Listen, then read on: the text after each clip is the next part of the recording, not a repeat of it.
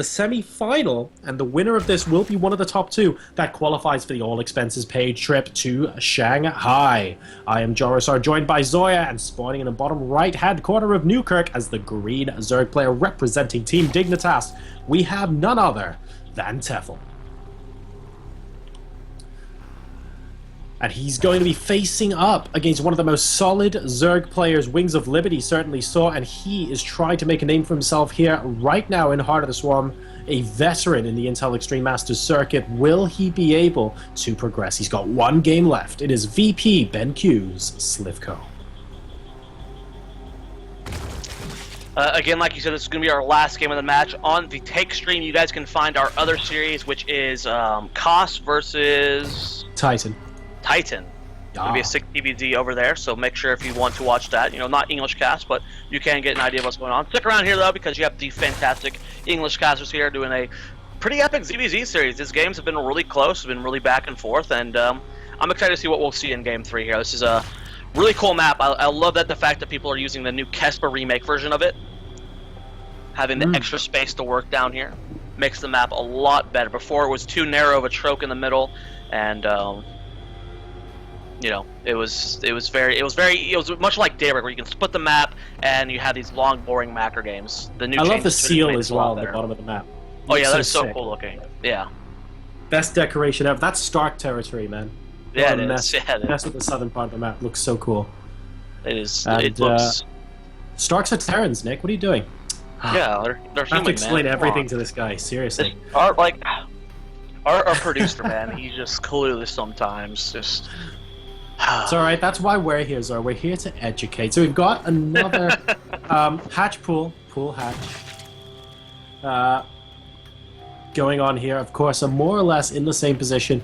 Are we going to see if sLivko gets a little bit greedy again? Because we saw in game number 2 there, once again he tried to go for that late game tech transition, but getting caught out sort of in the middle of teching 2 ultras, if you like, and just the sheer weight of Tefel's army was a bit much for him. Yeah, he was still like holding on for such a long time too. So we'll have to see how it ends up. An interesting thing I want to point out is, picture every ZVZ series you see. Usually in game 1, there's going to be some form of 10 pull. Game 2, both players macroed out, and then game 3, someone does something weird and funky. Both these players in all 3 games have opened up the exact same. sLivko going for the hatch first again on this map, and Tefel going for the pull before hatch. Neither one of them are wanting to change it up. They're both just so confident in their styles that they're sticking to their guns to try and win this final game. Yeah, that's a really good point, actually. So neither of them really thinking, oh, I need to switch it up on a very basic level to try and get ahead of my opponent. Very happy with their respective pool hatch and hatch pool choices here. And, well, I think, to be honest, in the early game, that's fair enough. I don't think that's very telling, other than that the players are confident that their styles are good enough to beat the other. And while it's 1-1 in a best-of-3 series, I mean, you can't really get that much more even than that. And once again, we see sLivko going for the earlier Baneling Nest, but probably like in the previous games, he's just been using it for defensive purposes. We haven't really seen him stream Lings in or try and go for that super early game aggression. Yeah, it's just going to be waiting to see what happens. Again, Tefel opening up with that early spine crawler. Same Baneling Nest timing as from game 1 and 2 from sLivko. Should be seeing him start his lair sometime soon as well with that first, or with that next 100 gas he gets. This is cool, man. I mean, I really like players who are just this confident with their builders. I play with, like, I have multiple builds in each matchup. You know, I don't like doing the same thing over and over again because you know, I rely more on surprising people as opposed to mechanics. These guys, they are 100% mechanical players, and I have to respect that. Zoya 6 pools, man, they're pretty powerful. It's a true story.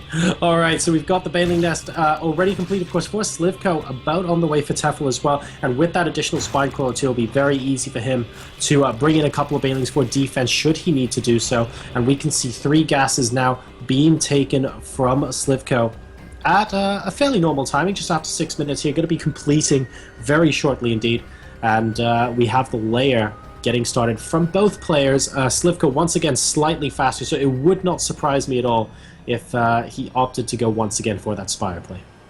Yeah, I mean, it worked really well for him game 1. It almost worked for him game 2. His Muta confidence was, I mean, every engagement he took, he was just like, yeah, I can sit over these Hydras. I don't care. I'm going to do it, and it'll work.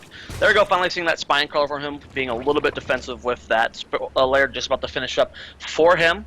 Looks like we will be seeing the tech being thrown by this drone, and what will it be from sLivko as a Ling gets into the base? And it gets denied. It was a Spire, but it does get slowed down, and there we go, seeing the Spire again from sLivko. Nice job actually saving that drone, throwing down that Spore Collar for a second to keep it alive. Really, really nice. Unfortunately, the Spire does get immediately scouted, of course, in sight of the Ling that was inside his base. So Tefel now knows that sLivko is going to be going immediately for the Spire. Drops the Infestation Pit straight away. So like you said earlier, Zoya, these players sticking to their guns, happy to do what they've been doing so far. And let's see what learnings they've taken from their first 2 games to try and see where they differ and try maybe, I don't know, to find out where they can squeeze an advantage out in game number 3. Yeah, we'll just have to wait and see. You know, each game, from game 2 to game 3, this Infestation Pit has been much quicker here from Tefel. You know, game number 2, he had his infestors popping out as the mutas arrived. This game, he's going to have his infestors out before the mutas arrive. His timings will become much more crisper as we go on through the series. It's looking really good for him. We see the double evolution chamber on the way for sLivko. His third base about halfway done. You know, every game Tefel has improved his build order, and this game, it's looking very flawless. I think a lot of that really also is down to the fact that the Zergling spotted the Spire as soon as it went down. That really must have given Tefel a little bit of a mental kick, if you like, because he knows, hang on a second, my Infestation Pit takes half the time it does for the Spire to go up, and I just spotted the Spire going down instantaneously. This could be a good opportunity for me, and I think he's gone and seized that really well here. You know, I'm liking Tefel in this game right now. The Spore Collar positions, I want to point out where they are. They are in all very solid spots for defense. This is a much more difficult map to defend Mutalisk on, for sure. Moving from your third base to the main base is going to be very hard for the Infestors and Hydras to have to keep up. So it all comes down to control of sLivko. Going to have to split all of his units very well, and how he handles it. And that's what he's doing. He's putting some of his Infestors in the main base, some of them at the third base in preparation for this. Very smart. Yep, 5 Mutalisks coming down now, thinking about swooping into the natural expansion, really just hanging around the north end of the map, seeing what is up over there, spotting a couple of Overlords, and, well, Tefel's just lying in wait at this point. I mean, sLivko's building an awful lot of stuff, he's getting some good upgrades, he's getting bailing speed as well, which is worth noting, his Infestation Pit has just started. Whereas Tefel's just focusing on getting a decent ground army together. He's getting those roaches once again, we can see the Hydralisk Den going down, the +1 missile, it feels like Tefel is going for very, very similar unit composition, but he's just trying to squeeze every ounce out of his build to see if he can't get that stuff out a little bit faster. Take a look at that income tab, 72 to 66. sLivko always being very drone heavy, wanting to just get full saturation across all his bases, going for a quick 4th base as well. Bailing speed just about to finish with that 1-1 and that +1 attack. Changing it up from all the other games. He never invested into flyer upgrades before. Really wanting to invest in that. As we've seen from both games from Tefel, he doesn't upgrade Carapace at all, even towards the late game. He sits on +2 attack for the majority of his game, and any additional damage you can do with your Mutalisk is going to be helpful. Well, the Mutas haven't been able to come in and do an awful lot of damage this game. I think that's definitely a difference worth pointing out here. And with Glial Reconstitution being timed out with Grooved Spine so well here as well for Tefel, I feel like there is a potential Roach Hydra Infestor timing here, especially considering that sLivko once again is going for this very, very aggressive Hive tech, and we can see that if he drops the Ultra's Cavern immediately as Tefel sort of starts moving it across the map, he's at 170 supply now, don't forget, and look at this, the timing once again from Tefel. If sLivko wants to try and move forward with this and get into Hive tech, he might not have enough units in time to defend. It's really curious to me why he never built spine crawler walls to help defend against these kind of timings. It's what really shut him down. It brings you mind to PvZ in Wings of Liberty, where Protoss would always want to hit before the Broodlord's finished. That's the kind of timing here that Tefel is hitting. He is maxed out. He's got Banelings. He's got Infestors. A few nice connects there from sLivko, but I don't know. I think Tefel has just a much better army right now. Oh, and here we go.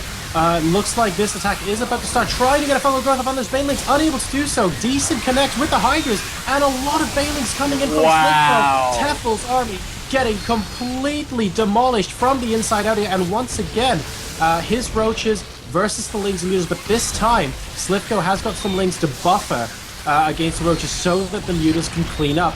Definitely a big win there for sLivko.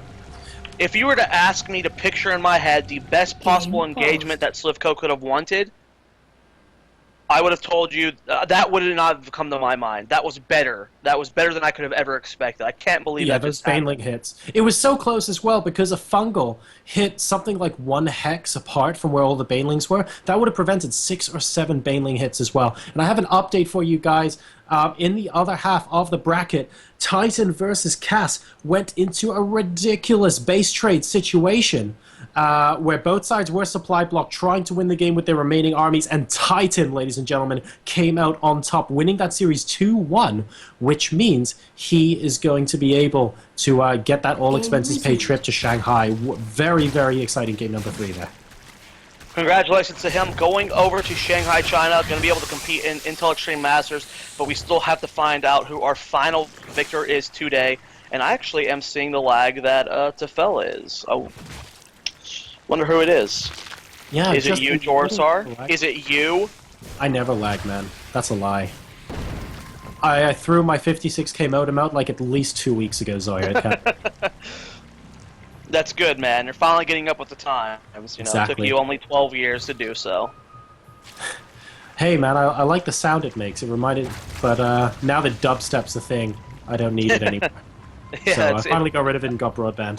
Alright, so we've got Tefel moving out towards the north side of the map here, interestingly, maybe just wanting to spot any additional stray units, hunting for where those overlords might be right now. And he's going to spot a couple, which is quite useful. These Hydras should be able to take them out. Won't be supply blocking sLivko, though. He is already out of 200 supply.